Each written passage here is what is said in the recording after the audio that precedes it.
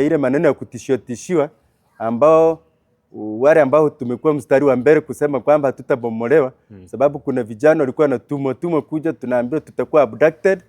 Tumesema ni sawa, lakini kama ni mfanyabiashara Mabera na uko na maswali kama watu wanahamishwa kutoka sokoni ama soko inabomolewa, basi leo kuna kikundi ya wafanyabiashara wa Mabera ambao wamekutana na naibu wa gavana wa Migori kujadili masuala hayo, na haya ndiyo ripoti ama hizi ndiyo information ambazo wameweza kupata kutoka kwa county. Kutokana na huu mkutano tumefurahia kwa sababu tumekubaliana kwamba Chiro yako hakuna ubomoaji atatufanyia, na namba 2 ambacho tumesema ni kwamba nafikiri sasa governor atakuja atangaze pale Mabera, kwa sababu wale ambao wafanyabiashara wamekuwa na wasiwasi watakuwa sasa kwamba hakuna ubomoaji na watu wataendelea kufanya katika hali ya utulivu na amani.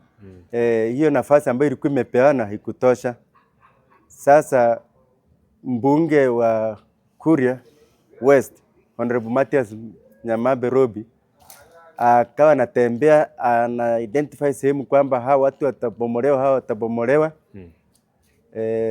Tukarudi tukastuka kwa ajili ya hiyo. Akatumia vijana ambao ni goons ambao walikuwa wanatembea wanatishia watu ihamisha, mpaka akapeana hata date tarehe 5 na 6 kutakuwa na ubomoaji. Wale ambao tumejenga kando tulistuka, ikabidi tuende kwa OCS huko Isibane, tukaenda tuulize kama kuna warrant ya hiyo, kwa sababu ubomoaji lazima kuwe na warrant ambayo imetolewa. Wakathibitisha kwamba hakukuwa na warrant na pia hakukuwa amejua. Sasa tukaandika OB, tukarudi tukasema sasa kwa vile mali tutabomolewa, tukaambia kwamba watupatie security, na ikiwa haitawezekana basi hatutakubali mali yetu ibomolewa, tutapeana security, na hapo hiyo italeta shida, lazima itakuwa ni kifo, watu watauana. Kwa hivyo county wametuita ili watuelezee kwamba hii sehemu ambapo walikuwa wameacha kwamba wametenga national government ama mbunge wetu anataka kuencroach kwenda kwingine. Ni ukweli kwamba goons wanatumwa ili waweze kubomoa hizo lands, hizo nyumba.